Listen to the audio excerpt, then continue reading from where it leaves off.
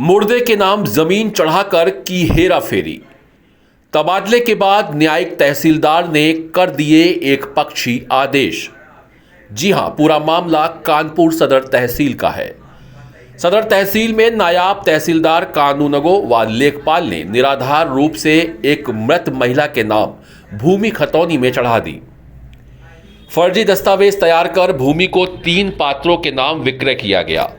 इस मामले की जांच कर रहे एसडीएम सदर ने तीनों अफसरों को दोषी मानते हुए उनके खिलाफ रिपोर्ट दर्ज करने के आदेश दे दिए थे। ये फर्जीवाड़ा वर्ष 2016 में किया गया था। आइए आपको बताते हैं ये खेल कैसे हुआ।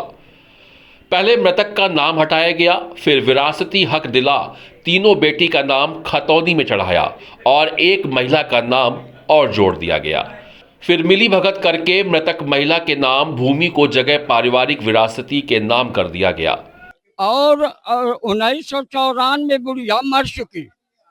1994 बुढ़िया मर चुकी। एक है बात साहब, 25-26 साल ही क्या करते रहे।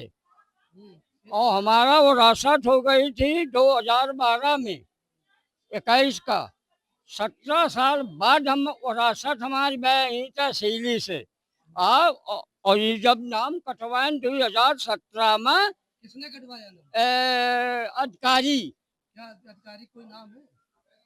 अधिकारी नाम बताओ आप। अधिकारी का नाम का असलम नाथ। क्या क्या क्या क्या उन्होंने? असलम नाथ तहसीलदार नायब साहब। और अजय अजय कानून गो साहब, यो आदेश है साहब। अच्छा अच्छा अच्छा अच्छा।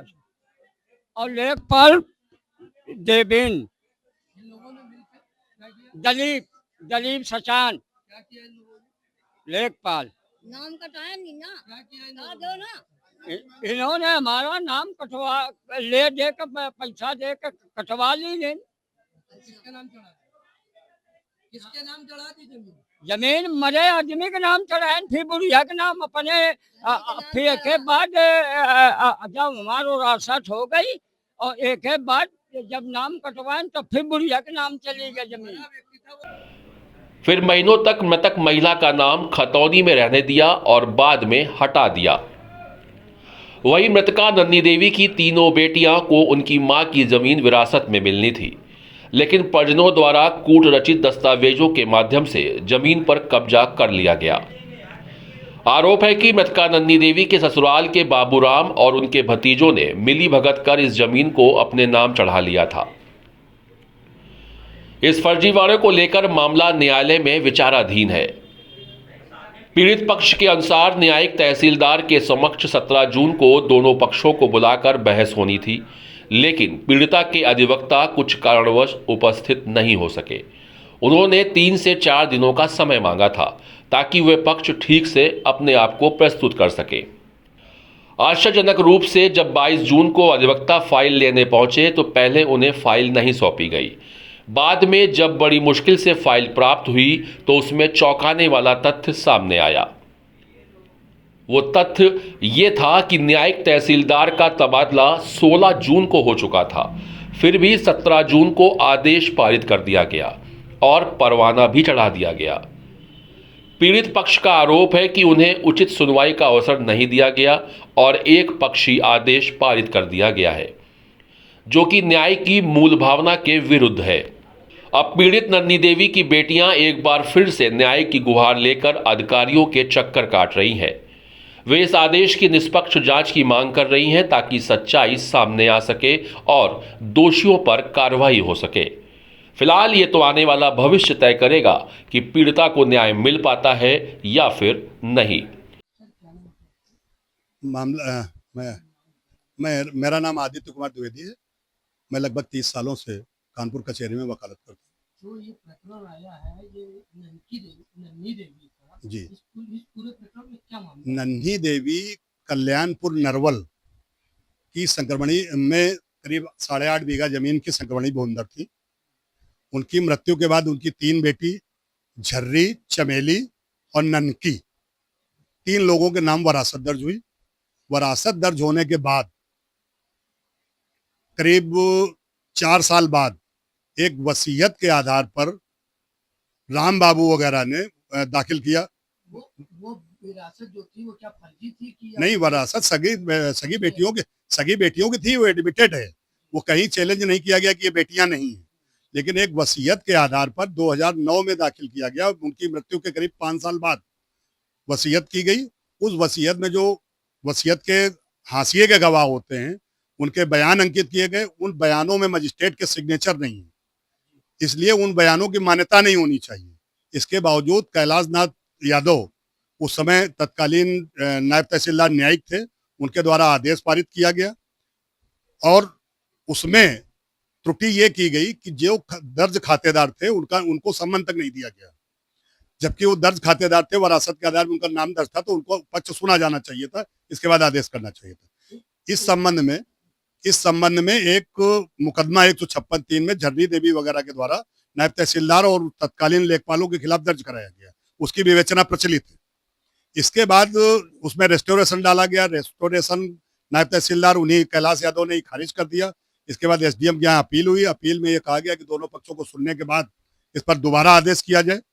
वो उसके बाद गवाहों को परीक्षित किया गया। जो हाशिए के गवाह थे दोबारा पेश नहीं किए गए। अन्य गवाहों के साक्ष्य टेस्टमनी किए गए। हमने अपने गवाह पेश किए। गवाह पेश करने के लिए 17 जून 2025 साक्ष्य आबलिक बहस के लिए नियत की गई और 20 तारीख तक, 21 तारीख तक, 22 तारीख तक कोई आदेश नहीं किया गया। 23 तारीख को शाम को बताया जाता है कि उसमें आदेश 17 तारीख को ही कर दिया गया है, जबकि 17 तारीख को जो पत्रावली थी 17 जून 2025 साक्ष्य आबलिक बहस के लिए नियत थी, आदेश के लिए नियत ही नहीं थी। ऐसी स्थिति में 17 तारीख को आदेश कैसे किया जा सकता है? और जब उस स्थिति में, जबकि तहसीलदार साहब को 16 तारीख को ही ट्रांसफर आदेश जारी हो चुका था, उस स्थिति में वो कैसे दाखिल कर सकते हैं? आपका कहने का मतलब ये है कि तहसीलदार महोदय ने बैकडेट में कर दिया। बैकडेट में किया है, बिल्कुल बैकडेट में किया। एडमिटेड है, उनकी रिकॉर्डिंग है मेरे पास। पेशकार ये कह रहा है, इसमें भी 17 तारीख को डेट लगी हुई थी, मुझे सूचना दी गई। मैंने कहा कि मेरा भाई पवन कुमार द्विवेदी अस्पताल में है, हैलट में भर्ती है और वार्ड नंबर 6 बेड नंबर 29 में, चूंकि मैं आ नहीं सकता। इन्होंने कहा बहस करवाइए वकील साहब से, तो मैंने पार्टी से कहा कि एप्लीकेशन लिख करके दे दीजिए कि मैं आज नहीं बहस कर सकता हूँ, 2-4 दिन की कोई डेट लगा दें। वो एप्लीकेशन पेंडिंग है, पेशकार ने लेके फाइल में रख ली, लेकिन तहसीलदार ने उन्हें कोई आदेश नहीं किया और फाइल अपने पास रिजर्व रख ली। दूसरे दिन एक दूसरे वकील साहब को, चूंकि मैं असमर्थ था वकालत कचहरी आ पाने में और बहस कर पाने में असमर्थ था, लिहाजा पार्टी ने दूसरे वकील को इंगित किया और उन्होंने वकालतनामा दाखिल करके एप्लीकेशन दी कि हमें 2-3 दिन का फाइल का पढ़ने का अवसर दिया जाए, लेकिन उनको भी कोई अवसर नहीं दिया गया। और बाद में 23 तारीख को पता चलता है कि 17 तारीख को ही आदेश करके तहसीलदार साहब चले गए, जबकि 16 तारीख को आधिकारिक रूप से उनका ट्रांसफर हो चुका था और फाइल 17 तारीख को साक्ष्य आबलिक बहस में लगी थी। लिहाजा निर्णय किसी हाल में नहीं किया जा सकता था। इसका मतलब घोर बेईमानी की गई है और मुझे अपनी जानकारी में आया कि लगभग 5 लाख रुपए लिए गए हैं और 17 तारीख को सुबह 11 बजे से लेकर के शाम 8 बजे तक विपक्षी राम बाबू के लड़के और वकील साहब के बेटे वहां मौजूद रहे हैं। आखिर उनको तय था कि इस तारीख को फैसला हो जाना है, लेकिन हम लोगों को फाइल नहीं दी गई। इसी प्रक्रम में हमने 18 तारीख को उसकी संपूर्ण ऑर्डर शीट की नकल मांगने के लिए किया। वो नकल सवाल मेरा दर्ज है, आज तक नकल नहीं दी गई। इसलिए नहीं दी गई कि नकल दी नहीं जा सकती थी डिसाइडेड फाइल की, उसका नकल सवाल था। और जो ऑर्डर शीट है उसकी कॉपी भी मेरे पास है, ऑर्डर शीट। और सबसे बड़ी बात है कि जब टेस्टामनी गवाह थे, जो हाशिए के गवाह थे, उसमें मजिस्ट्रेट के सिग्नेचर नहीं है, सिग्नेचर डिफर है, तो जो वसीयत प्रूव ही नहीं हुई गवाहों के द्वारा, उसके आधार पे वसीयत के आधार पे दाखिल खारिज कैसे किया जा सकता है? किसको वसीयत इन्होंने कर दी और वसीयत पारिवारिक लोग हैं, उनके नाम की गई है। उसके कैंसिलेशन का मुकदमा सिविल वाच पेंडिंग है हमारा और उसके कागज वहां लगे हुए हैं, वो एडमिटेड फैक्ट है। मैंने गवाहों से पूछा है, मैंने जो विपक्षी गवाह हैं राम बाबू वगैरह से हमने पूछा है कि आपके खिलाफ वसीयत का कैंसिलेशन का मुकदमा इसे न्यायालय में पेंडिंग है। उन्होंने कहा है हाँ पेंडिंग है।